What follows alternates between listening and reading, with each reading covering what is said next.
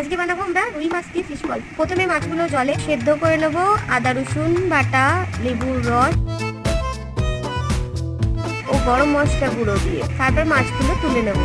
এরপর কড়াই তেল দিয়ে পেঁয়াজ কুচি, আদা রসুন বাটা দিয়ে দেবো, নুন, চিনি, হলুদ গুঁড়ো, লঙ্কা গুঁড়ো, জিরে গুঁড়ো, ধনে গুঁড়ো দিয়ে মশলাটা কষিয়ে নিয়ে সেদ্ধ করা কাটা ছাড়ানো মাছ একটু দিয়ে দেবো। দিয়ে ভালো করে কষিয়ে ধনে পাতা কুচি দিয়ে দেবো, গরম মশলা গুঁড়ো, ভাজা মশলা গুঁড়ো, একটু ব্রেড ক্রাম্বস দিয়ে ভালো করে একটা মন্ড বানিয়ে নেবো।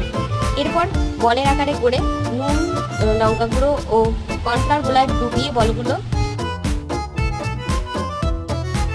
তারপর ব্রেড ক্রাম্বস মাখিয়ে ডবল কোটিং করে নেব। এরপর কড়াই তেল গরম করে ফিশ বলগুলো একে একে দিয়ে বাদামি করে ভেজে নেব।